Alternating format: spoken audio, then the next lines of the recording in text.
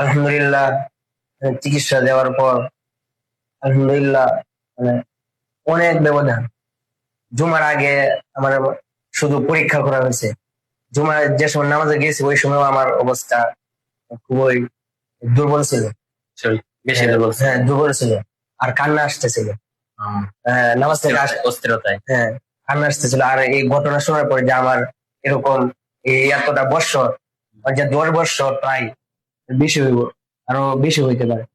আমার তো অনেক বড় স্বপ্ন ছিল যে বিদেশে পড়ালেখা করার। আমার যে স্পিড ছিল যে করছি ঢাকা যাত্রাবাড়ি মাদ্রাসা, যে মাদ্রাসায় পড়ছে তাহিজুল কুরআন রাসূলুল্লাহ মাদ্রাসা, ওই জায়গায় এরকম থাকতাম মানে প্রায় সময় আত্মহত্যা করার প্রবণতা। হ্যাঁ প্রবণতা। প্রায় সময় আমার পড়া হইতো না, শুধু অস্থিরতা আর দুর্বলতা আর আত্মহত্যা করার প্রবল মন মানসিকতা এরকম ছিল। 53 নম্বর সিরিয়াল পাইছিলাম তাই ছিল। তো মিজানে ওই জায়গায় পড়ছি না ভাই মেরে, আলহামদুলিল্লাহ 28 নম্বর সিরিয়াল পাইছি। 73তম 28তম না ভাই মেরে। আর তো যখন নাহাবে এই হেদায়তুল্লাহ হতে আসলাম তখন আমার অবস্থা খুব খারাপ হয়ে গেল। তালিম মুরব্বির কাছে বলতাম বিষয়টা, বিস্তারিত বলতাম। হুজুরে বলতো যে ওয়াসওয়াসার সমস্যা। অনেকের কাছে বলছি যে ওয়াসওয়াসার সমস্যা। আমি মনে করতাম মনে হয় এরকমই হইব, কিন্তু ডাক্তার দেখাইছি, আলতা করাইছি। ওই সময় আমার অন্য সমস্যা হয়ে গেছিল, আমার প্রস্রাবের সমস্যা হয়ে গেছে, প্রস্রাব বন্ধ হয়ে গেছিল, বারবার প্রস্রাবে ধরত। 3-4 বারের মতো আলতা করেছি, কোনো সমস্যা নাই। প্রস্রাব পরীক্ষার কোনো সমস্যা নাই। করোনা চলে গেলে এগুলো চলতেছে। কাফিয়া জামাতে পড়লাম, কিন্তু কাফিয়া জামাতে পরীক্ষার রেজাল্ট নিম্ন পর্যায়ে মাকবুল নাকি আর নিচে হইব এরকম। রাশিদ? হ্যাঁ, মাকবুল এরকম।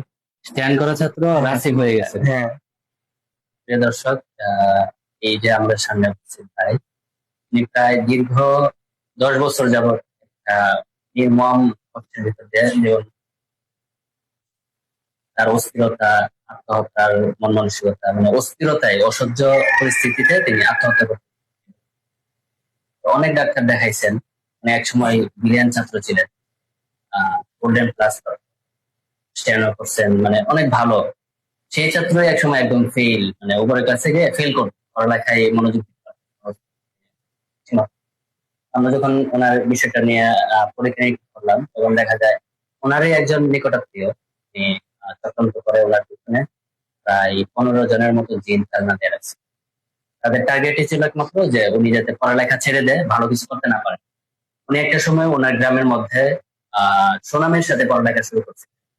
বিভাগ যখন কমপ্লিট করেন পুরো গ্রামে ওনার নাম ছড়িয়ে পড়ছে, সব জায়গায় ওনার শক্তিতে ছড়িয়ে পড়ছে। ওই হিংসায় উনি ওনার পিছনে এই জিনিসগুলো চালনা দিয়ে আর আর এই উনি বিভিন্ন জায়গায় দরজা করছেন। আজকে আমার সাথে দেখা করার পর আমি যখন দেখলাম, শেষ করার পর আলহামদুলিল্লাহ উনি মানে নিজেই আবেগে আপ্লুত হয়েছেন এবং শারীরিক ভাবে অনেক সুস্থ অনুভব করতেছেন এবং নিজের দুঃখগুলো আপনাদের কাছে শেয়ার। এখন আপনার শরীর কি পুরোপুরি সুস্থ? আলহামদুলিল্লাহ অনেক পরিবর্তন লাগতেছে। এখন বর্তমানে আমি শিক্ষকতা করতেছি। এখন বন্ধুর মধ্যে বাড়িতে আসলাম, আসার পর এতদিন মাদ্রাসায় থাকলাম, ঈদের পর থেকে তো কোনো জ্বর কিছু হয় নাই। মানে খাবার তো এত ভালো না, তারপর কিছু হয় নাই। বাড়িতে আসলাম, আসার পর অসুস্থ হয়ে গেছি। এখনো মানে আসার আগেও আমি খুবই মানে অসুস্থতা, শরীর দুর্বল, মাথা ভারী ভারী লাগতো। তো আলহামদুলিল্লাহ এখন দেখানোর পর আলহামদুলিল্লাহ অনেক ভালো। আর এখানে সাততলা ছাদের মধ্যে আমি প্রায় সময় যাই, মানে সাততলা ছাদ থেকে আমি আত্মহত্যা করার প্রায় সময় ইয়ে করতাম যে আমি এই জায়গা থেকে লাফ দিয়ে করে যাই সাততলা থেকে প্রায় সময়। আর বাথরুমে গিয়ে কান্না করতাম। দেখাইছি কিন্তু ওরা স্পষ্ট বলে নাই যে তোমার দিনের সমস্যা আছে, এরকম ওই সমস্যা করছে, কিছু বলে নাই।